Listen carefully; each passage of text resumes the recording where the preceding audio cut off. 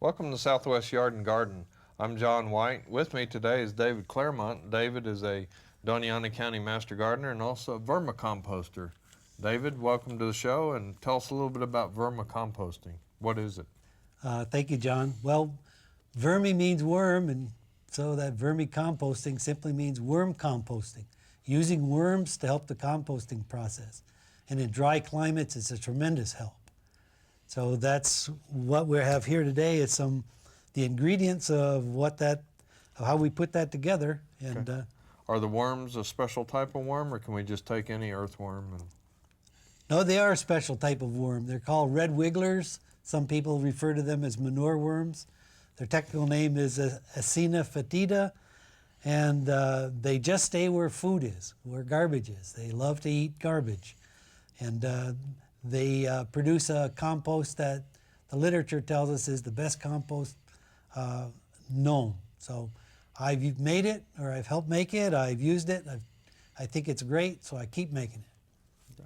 Now, if somebody's looking to get some worms, where do they find worms at? You can find some addresses in gardening magazines.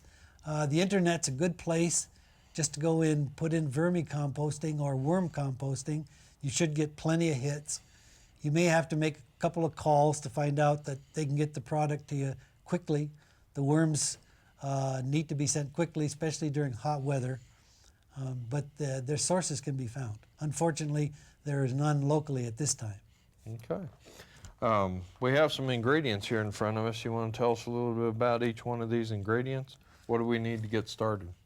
All that's needed to get a composting project started, first of all, I just have some grass clippings. They probably were cut a couple days ago, so they've dried out just a tiny bit. And I'll be putting these things in the order that I'm showing. So first I'll put a layer of this grass clipping. The second layer I'll put in is just some manure, horse manure that's been cured. Other manures don't seem to work, but there seems to be plenty of horse manure around here. The next layer I'll put on is the next thing I'll put on is the worms. Okay, I have some composting worms in this can.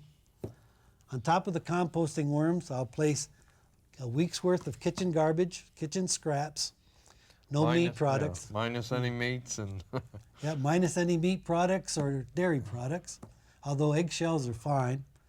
And on top of the garbage, I'll spread some peat just to keep the odors down, and there should be no odor with this project. Some people actually do this inside their kitchens. David, we're going to do all this in a plastic container. Right. Got to make sure we have holes in it for drainage and for air for the worms, because they'll die without either one of those. Too much water and not enough air. You got it. Okay, let's build a pile. Okay, David, what's our first item? Okay, first thing in, grass clippings. We'll put in a layer of these. Doesn't have to be too thick. A couple inches, fine. It'll compact down anyway. And the next will be about the same thickness of some cow manure that's been cured by our intense sunlight.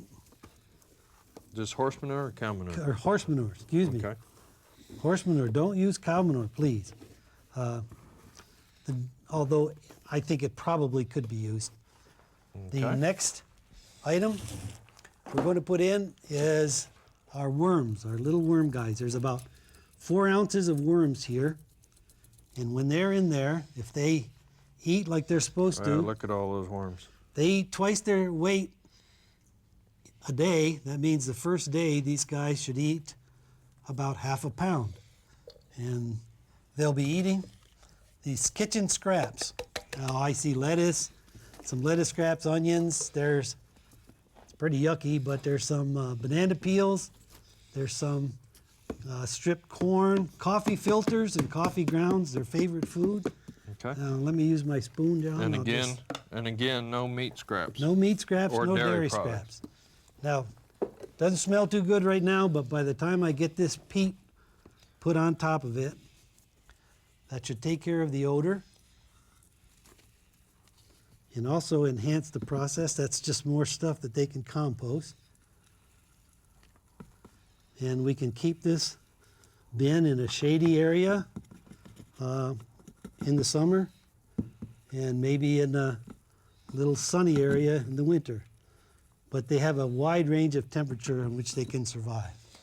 Okay, and now we've done this, we don't need to add water. There was enough moisture in the food products. Well, this looks a little dry, so I might just wet it down just a little bit with a, with a water can. Just put a little, make it moist, but not wet, not really damp. Now, as far as adding future scraps back in, just put them on top?